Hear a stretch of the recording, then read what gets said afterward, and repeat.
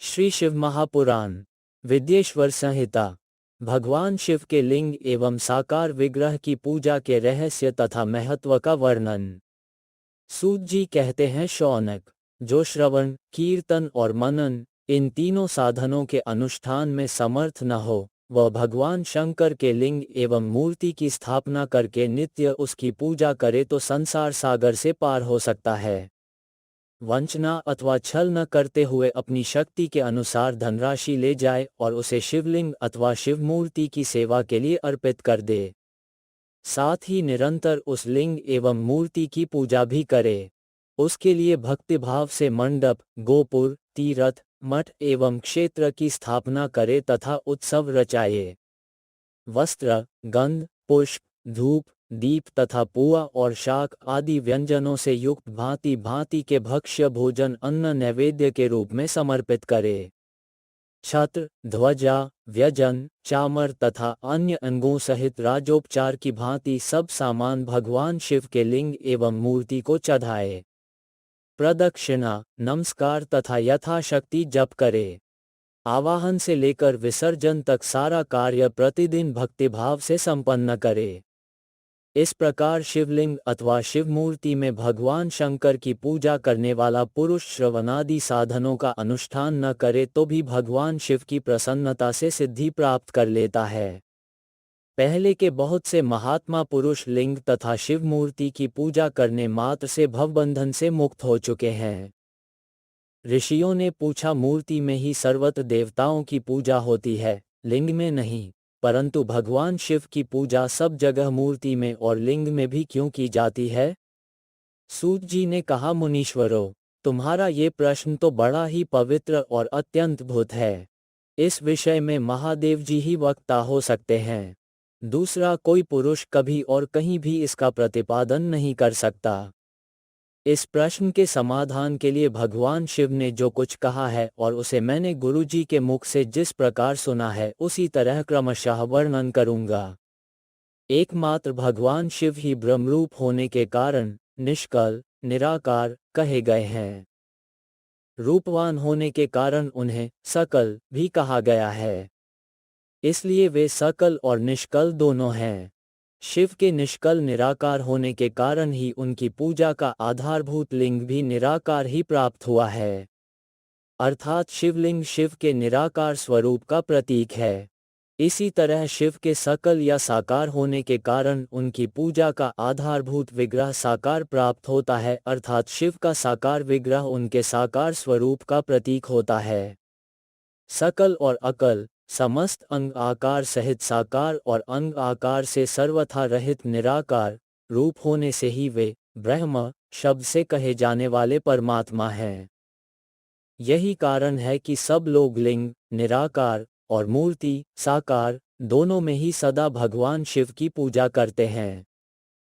शिव से भिन्न जो दूसरे दूसरे देवता हैं, वे साक्षात ब्रह्म नहीं हैं। इसलिए कहीं भी उनके लिए निराकार लिंग नहीं उपलब्ध होता। पूर्व काल में बुद्धिमान ब्रह्मपुत्र सनय कुमार मुनि ने मंदराचल पर नंदिकेश्वर से इसी प्रकार का प्रश्न किया था। सनय कुमार बोले, भगवान शिव से भिन्न जो देवता हैं, उन सब की पूजा के लिए सर्वत्र प्रायः वेर मूर्ति मात्र ही अधिक संख्या में देखा और सुना जाता है। केवल भगवान शिव की ही पूजा में लिंग और वेर दोनों का उपयोग देखने में आता है। अतः कल्याणमय नंदिकेश्वर, इस विषय में जो तत्व की बात हो उसे मुझे इस प्रकार बताइए जिससे अच्छी तरह समझ में आ जाए। नंदिकेश्वर ने कहा, निष्पाप ब्रह्म कुमार, आपके इस प्रश्न का हम जैसे लोगों के द्वारा कोई उत्तर नहीं दिया जा सकता, क्योंकि यह गोपनीय विषय है और लिंग साक्षात ब्रह्म का प्रतीक है। तथापि आप शिव भक्त हैं, इसलिए इस विषय में भगवान शिव ने जो कुछ बताया है उसे ही आपके समक्ष कहता हूँ। भगवान शिव ब्रह्म स्वरूप और निष्कल निराकार हैं, इसलिए उन्हीं की पूजा में निष्कल लिंग का उपयोग होता है। संपूर्ण वेदों का यही मत है। सनय कुमार बोले, महाभाग योगींद्र, आपने भगवान शिव तथा दूसरे देवताओं के पूजन में लिंग और वेर के प्रचार का जो रहस्य विभाग पूर्वक बताया है वह यथार्थ है। इसलिए लिंग और वेर की आदि उत्पत्ति का जो उत्तम वृत्तांत है उसी को मैं इस समय सुनना चाहता हूँ। लिंग के प्राकट्य का रहस्य सूचित करने वाला प्रसंग मुझे सुनाइए। इसके उत्तर में नंदिकेश्वर ने भगवान महादेव के निष्कल स्वरूप लिंग के आविर्भाव का प्रसंग सुनाना आरंभ किया। उन्होंने ब्रह्मा तथा विष्णु के विवाद, देवताओं की व्याकुलता एवं चिंता, देवताओं का दिव्य कैलाश शिखर पर गमन, उनके द्वारा चंद्रशेखर महादेव का स्तवन, देवताओं से प्रेरित हुए महादेव जी का ब्रह्मा और विष्णु के विवाद स्थल में आगमन तथा दोनों के बीच में निष्कल आदि अंत रहित भीषण अग्निस्तंभ के रूप में उनका आविर्भाव आदि प्रसंगों की कथा कही। तदनंतर श्री ब्रह्मा और विष्णु दोनों के द्वारा उस ज्योतिर्मय स्तंभ की ऊंचाई और गहराई का थाह लेने की चेष्टा एवं केतकी पुष्प के शाप वरदान आदि के प्रसंग भी सुनाए। महेश्वर का ब्रह्मा और विष्णु को अपने निष्कल और सकल स्वरूप का परिचय देते हुए लिंग पूजन का महत्व बताना। नंदिकेश्वर कहते हैं, तदनंतर वे दोनों ब्रह्मा और विष्णु भगवान शंकर को प्रणाम करके दोनों हाथ जोड़ उनके दाएं बाएं भाग में चुपचाप खड़े हो गए। फिर उन्होंने वहां साक्षात प्रकट पूजनीय महादेव जी को श्रेष्ठ आसन पर स्थापित करके पवित्र पुरुष वस्तुओं द्वारा उनका पूजन किया। दीर्घकाल तक अविकृत भाव से सुस्थिर रहने वाली वस्तुओं को पुरुष वस्तु कहते हैं और अल्पकाल तक ही टिकने वाली क्षणभंगुर वस्तुएं प्राकृत वस्तु कहलाती हैं। इस तरह वस्तु के ये दो भेद जानने चाहिए। किन पुरुष वस्तुओं से उन्होंने भगवान शिव का पूजन किया, ये बताया जाता है। हार, नूपुर, केयूर, किरीट, मणिमय कुंडल, यज्ञोपवीत, उत्तरीय वस्त्र, पुष्पमाला, रेशमी वस्त्र, हार, मुद्रिका, पुष्प, तांबूल, कपूर, चंदन एवं अगुरु का अनुलेप, धूप, दीप, श्वेत छत्र, व्यजन, ध्वजा, चंवर तथा अन्यान्य दिव्य उपहारों द्वारा, जिनका वैभव वाणी और मन की पहुंच से परे था, जो केवल पशुपति परमात्मा के ही योग्य थे और जिन्हें पशु बद्ध जीव कदापि नहीं पा सकते थे, उन दोनों ने अपने स्वामी महेश्वर का पूजन किया। सबसे पहले वहां ब्रह्मा और विष्णु ने भगवान शंकर की पूजा की। इससे प्रसन्न हो भक्तिपूर्वक भगवान शिव ने वहां नम्र भाव से खड़े हुए उन दोनों देवताओं से मुस्कराकर कहा। महेश्वर बोले, पुत्रों, आज का दिन एक महान दिन है। इसमें तुम्हारे द्वारा जो आज मेरी पूजा हुई है, इससे मैं तुम लोगों पर बहुत प्रसन्न हूँ। इसी कारण ये दिन परम पवित्र और महान से महान होगा। आज की यह तिथि शिवरात्रि के नाम से विख्यात होकर मेरे लिए परम प्रिय होगी। इसके समय में जो मेरे लिंग निष्कल अंग आकृति से रहित निराकार स्वरूप के प्रतीक वेर सकल साकार रूप के प्रतीक विग्रह की पूजा करेगा, वह पुरुष जगत की सृष्टि और पालन आदि कार्य भी कर सकता है।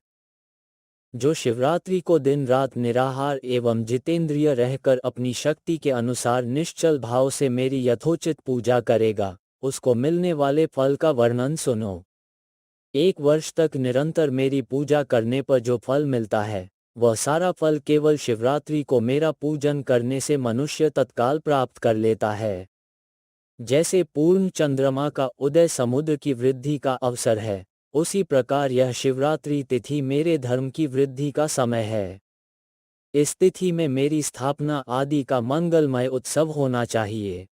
पहले मैं जब ज्योतिर्मय स्तंभ रूप से प्रकट हुआ था, वह समय मार्गशीर्ष मास में आर्द्रा नक्षत्र से युक्त पूर्णमासी या प्रतिपदा है। जो पुरुष मार्गशीर्ष मास में आर्द्रा नक्षत्र होने पर पार्वती सहित मेरा दर्शन करता है अथवा मेरी मूर्ति या लिंग की ही झांकी करता है, वह मेरे लिए कार्तिकेय से भी अधिक प्रिय है। उस शुभ दिन को मेरे दर्शन मात्र से पूरा फल प्राप्त होता है। यदि दर्शन के साथ साथ मेरा पूजन भी किया जाए तो इतना अधिक फल प्राप्त होता है कि उसका वाणी द्वारा वर्णन नहीं हो सकता। वहां पर मैं लिंग रूप से प्रकट होकर बहुत बड़ा हो गया था। अतः उस लिंग के कारण ये भूतल लिंग स्थान के नाम से प्रसिद्ध हुआ। जगत के लोग इसका दर्शन और पूजन कर सकें, इसके लिए यह अनादि और अनंत ज्योति स्तंभ अथवा ज्योतिर्मय लिंग अत्यंत छोटा हो जाएगा। ये लिंग सब प्रकार के भोग सुलभ कराने वाला तथा भोग और मोक्ष का एकमात्र साधन है।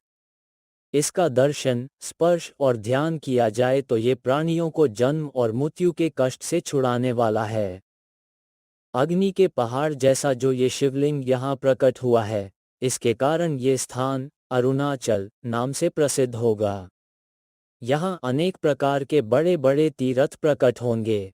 इस स्थान में निवास करने या मरने से जीवों का मोक्ष तक हो जाएगा।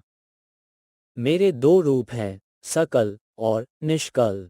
दूसरे किसी के ऐसे रूप नहीं हैं। पहले मैं स्तंभ रूप से प्रकट हुआ, फिर अपने साक्षात रूप से। ब्रह्म भाव मेरा निष्कल रूप है और महेश्वर भाव सकल रूप।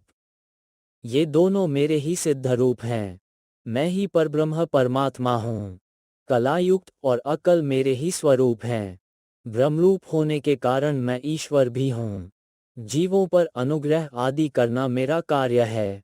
ब्रह्मा और केशव, मैं सबसे बृहद और जगत की वृद्धि करने वाला होने के कारण ब्रह्म कहलाता हूँ। सर्वत्र समरूप से स्थित और व्यापक होने से मैं ही सबका आत्मा हूँ। सर्ग से लेकर अनुग्रह तक आत्मा या ईश्वर से भिन्न जो जगत संबंधी 5 कृत्य हैं, वे सदा मेरे ही हैं, मेरे अतिरिक्त दूसरे किसी के नहीं हैं, क्योंकि मैं ही सबका ईश्वर हूँ। पहले मेरी ब्रह्मरूपता का बोध कराने के लिए निष्कल लिंग प्रकट हुआ था। फिर अज्ञात ईश्वरत्व का साक्षात्कार कराने के निमित्त मैं साक्षात जगदीश्वर ही सकल रूप में तत्काल प्रकट हो गया। अतः मुझमें जो ईशत्व है, उसे ही मेरा सकल रूप जानना चाहिए तथा जो यह मेरा निष्कल स्तंभ है, वह मेरे ब्रह्मस्वरूप का बोध कराने वाला है। यह मेरा ही लिंग चिन्ह है। तुम दोनों प्रतिदिन यहाँ रहकर इसका पूजन करो। यह मेरा ही स्वरूप है और मेरे सामीप्य की प्राप्ति कराने वाला है। लिंग और लिंगी में नित्य अभेद होने के कारण मेरे इस लिंग का महान पुरुषों को भी पूजन करना चाहिए। मेरे एक लिंग की स्थापना करने का ये फल बताया गया है कि उपासक को मेरी समानता की प्राप्ति हो जाती है। यदि एक के बाद दूसरे शिवलिंग की भी स्थापना कर दी गई, तब तो उपासक को फल रूप से मेरे साथ एकत्व सायुज्य मोक्ष रूप फल प्राप्त होता है। प्रधानतया शिवलिंग की ही स्थापना करनी चाहिए। मूर्ति की स्थापना उसकी अपेक्षा गौण कर्म है। शिवलिंग के अभाव में सब ओर से सवेर मूर्तियुक्त होने पर भी वह स्थान क्षेत्र नहीं कहलाता। 5 कृत्यों का प्रतिपादन। प्रणव एवं पंचाक्षर मंत्र की महत्ता। ब्रह्मा विष्णु द्वारा भगवान शिव की स्तुति तथा उनका अंतर्धान। ब्रह्मा और विष्णु ने पूछा, प्रभो, सृष्टि आदि 5 कृत्यों के लक्षण क्या हैं, ये हम दोनों को बताइए। भगवान शिव बोले, मेरे कर्तव्यों को समझना अत्यंत गहन है, तथापि मैं कृपापूर्वक तुम्हें उनके विषय में बता रहा हूँ। ब्रह्मा और अच्युत, सृष्टि, पालन, संहार, तिरोभाव और अनुग्रह, ये 5 ही मेरे जगत संबंधी कार्य हैं, जो नित्य सिद्ध हैं। संसार की रचना का जो आरंभ है उसी को सर्ग या सृष्टि कहते हैं। मुझसे पालित होकर सृष्टि का सुस्थिर रूप से रहना ही उसकी स्थिति है। उसका विनाश ही संहार है। प्राणों के उत्कमन को तिरोभाव कहते हैं। इन सब से छुटकारा मिल जाना ही मेरा अनुग्रह है। इस प्रकार मेरे 5 कृत्य हैं। सृष्टि आदि जो 4 कृत्य हैं, वे संसार का विस्तार करने वाले हैं। 5वां कृत्य अनुग्रह मोक्ष का हेतु है। वह सदा मुझमें ही अचल भाव से स्थिर रहता है। मेरे भक्तजन इन 5 कृत्यों को 5 भूतों में देखते हैं।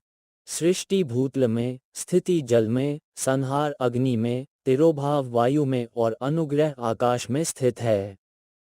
पृथ्वी से सबकी सृष्टि होती है। जल से सबकी वृद्धि एवं जीवन रक्षा होती है। आग सबको जला देती है। वायु सबको एक स्थान से दूसरे स्थान को ले जाती है और आकाश सबको अनुग्रहित करता है। विद्वान पुरुषों को यह विषय इसी रूप में जानना चाहिए। इन 5 कृत्यों का भार वहन करने के लिए ही मेरे 5 मुख हैं। चार दिशाओं में चार मुख हैं और इनके बीच में पांचवा मुख है। पुत्रों, तुम दोनों ने तपस्या करके प्रसन्न हुए मुझ परमेश्वर से सृष्टि और स्थिति नामक दो कृत्य प्राप्त किए हैं। ये दोनों तुम्हें बहुत प्रिय हैं। इसी प्रकार मेरी विभूति स्वरूप रुद्र और महेश्वर में दो अन्य उत्तम कृत्य संहार और तिरोभाव मुझसे प्राप्त किए हैं। परंतु अनुग्रह नामक कृत्य दूसरा कोई नहीं पा सकता। रुद्र और महेश्वर अपने कर्म को भूले नहीं हैं, इसलिए मैंने उनके लिए अपनी समानता प्रदान की है।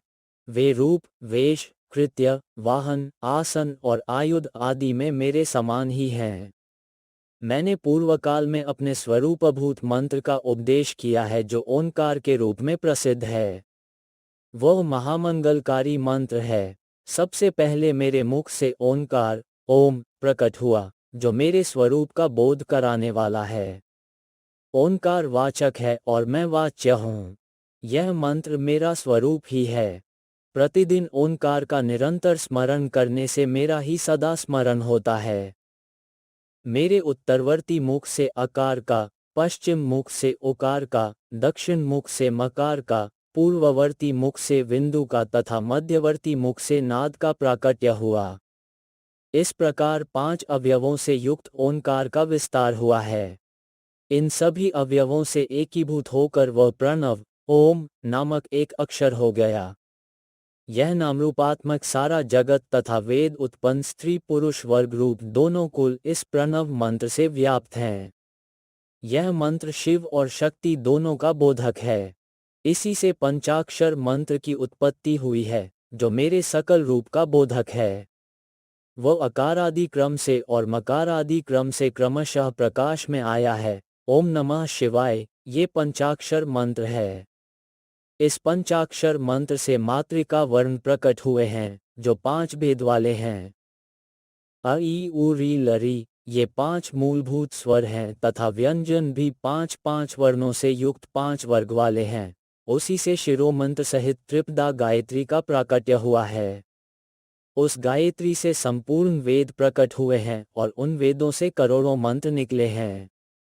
उन मंत्रों से भिन्न भिन्न कार्यों की सिद्धि होती है, परंतु इस प्रणव एवं पंचाक्षर से संपूर्ण मनोरथों की सिद्धि होती है। इस मंत्र समुदाय से भोग और मोक्ष दोनों सिद्ध होते हैं। मेरे सकल स्वरूप से संबंध रखने वाले सभी मंत्राज साक्षात भोग प्रदान करने वाले और शुभकारक, मोक्षप्रद हैं। नंदिकेश्वर कहते हैं, तदनंतर जगदम्बा पार्वती के साथ बैठे हुए गुरुवर महादेव जी ने उत्तराभिमुख बैठे हुए ब्रह्मा और विष्णु को पर्दा करने वाले वस्त्र से आच्छादित करके उनके मस्तक पर अपना करकमल रखकर धीरे धीरे उच्चारण करके उन्हें उत्तम मंत्र का उपदेश किया। मंत्र तंत्र में बताई हुई विधि के पालन पूर्वक 3 बार मंत्र का उच्चारण करके भगवान शिव ने उन दोनों शिष्यों को मंत्र की दीक्षा दी। फिर उन शिष्यों ने गुरुदक्षिणा के रूप में अपने आप को ही समर्पित कर दिया और दोनों हाथ जोड़कर उनके समीप खड़े हो उन देवेश्वर जगत गुरु का स्तवन किया।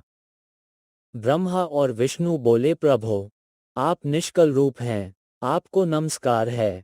आप निष्कल तेज से प्रकाशित होते हैं, आपको नमस्कार है। आप सबके स्वामी हैं, आपको नमस्कार है। आप सर्वात्मा को नमस्कार है अथवा सकल स्वरूप आप महेश्वर को नमस्कार है। आप प्रणव के वाच्यार्थ हैं, आपको नमस्कार है। आप प्रणलिंग वाले हैं, आपको नमस्कार है। सृष्टि, पालन, संहार, तिरोभाव और अनुग्रह करने वाले आपको नमस्कार है। आपके 5 मुख हैं, आप परमेश्वर को नमस्कार है। पंच ब्रह्म स्वरूप 5 कृत्य वाले आपको नमस्कार है। आप सबके आत्मा हैं, ब्रह्म हैं। आपके गुण और शक्तियां अनंत हैं, आपको नमस्कार है। आपके सकल और निष्कल 2 रूप हैं। आप सद्गुरु एवं शंभु हैं, आपको नमस्कार है। इन पद्यों द्वारा अपने गुरु महेश्वर की स्तुति करके ब्रह्मा और विष्णु ने उनके चरणों में प्रणाम किया। महेश्वर बोले, आर्द्रा नक्षत्र से युक्त चतुर्दशी को प्रणव का जप किया जाए तो वह अक्षय फल देने वाला होता है। सूर्य की संक्रांति से युक्त महाआर्द्रा नक्षत्र में एक बार किया हुआ प्रणव जप कोटि गुने जप का फल देता है।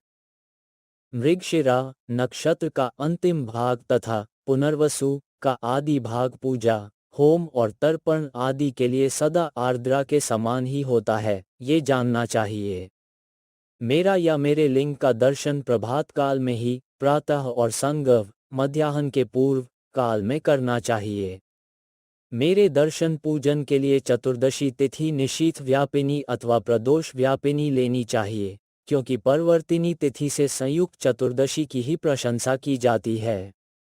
पूजा करने वालों के लिए मेरी मूर्ति तथा लिंग दोनों समान हैं, फिर भी मूर्ति की अपेक्षा लिंग का स्थान ऊंचा है। इसलिए मुमुक्षु पुरुषों को चाहिए कि वे वेर मूर्ति से भी श्रेष्ठ समझकर लिंग का ही पूजन करें। लिंग का ओकार मंत्र से और वेर का पंचाक्षर मंत्र से पूजन करना चाहिए। शिवलिंग की स्वयं ही स्थापना करके अथवा दूसरों से भी स्थापना करवाकर उत्तम द्रव्यमय उपचारों से पूजा करनी चाहिए। इससे मेरा पद सुलभ हो जाता है। इस प्रकार उन दोनों शिष्यों को उपदेश देकर भगवान शिव वहीं अंतर्धान हो गए। ओम नमः शिवाय, ओम नमः शिवाय, ओम नमः शिवाय। आगे की कथा वीडियो 4 में देखें।